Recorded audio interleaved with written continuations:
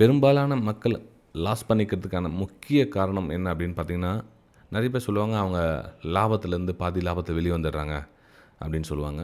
Right, ஒத்துக்கிறேன். அவங்க அந்த ஃபுல் லாபத்த ஏத்துக்க முடியத்துல வந்துடுறாங்க.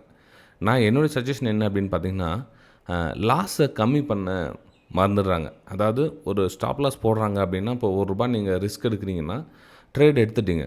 ரூ. 1 ரிஸ்க் எடுத்து ட்ரேட் எடுத்துட்டீங்க. இப்போ உங்களுக்கு எதிரா லாபம் எவ்வளோ போயிருக்குன்னு பாருங்கள். இப்போ உங்களுக்கு எதிரா வந்து ஒரு ரூ. 1 லாபம் போயிருக்குது, 1.50 லாபம் போயிருக்குது. நீங்கள் பார்க்குறீங்க, இன்னும் லாபம் இன்னும் கொஞ்சம் டார்கெட் வந்து ரீச் ஆகிடணும், அவ்வளோ தூரத்தில் தான் இருக்கிறீங்க. அப்போது நீங்கள் அந்த லாபம் வருமா வராதான்னு பயப்படுறத விட, உங்கள் லாஸை எப்படி கம்மி பண்ணலான்னு பார்க்கலாம். இப்போ எப்படி கம்மி பண்ணலாம் அப்படின்னா, நீங்கள் ரூ. 1.50 லாபம் பார்த்துட்டீங்க. ரூ. 1 ரிஸ்க் எடுத்து ரூ. 1.50 லாபம் பார்த்துட்டீங்க, இன்னும் வெளியே வரல. அதாவது உங்கள் சிஸ்டம் வந்து உங்கள் எக்ஸிட் ஆகலை, பொசிஷன் எக்ஸிட் ஆகலை. உங்களுடைய மனநிலைமை என்ன இருக்குன்னா, அந்த லாபம் வருமா வராதான்னு பயத்திலேயே இருக்கும். நான் இப்போ சைக்காலஜியாக உங்களுக்கு சொல்கிற விஷயத்த உங்களுக்கு பிடிச்சிருந்தா உங்களுடைய ஹார்ட்ஸ் அண்ட் லைக்ஸ் பதிவு பண்ணலாம்.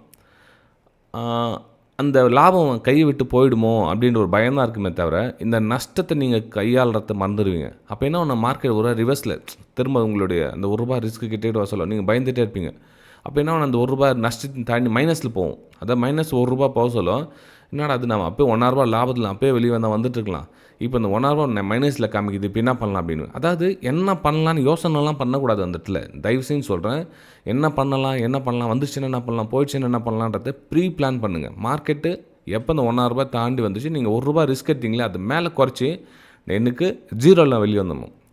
ஓகே, எனக்கு ஒரு வேளை நான் அந்த கீழே திரும்பிச்சனோட 0வில் வெளியே வந்துடணும், எனக்கு ரிஸ்க் இல்லாமல் வெளியே வந்து அந்த ரூபாய் இப்போ இந்த ரூ. 1 லாபத்துலேருந்து உங்களோட ரூ. ரிஸ்க் எடுத்துருங்க. நான் சொல்கிறது புரியுதுங்களா?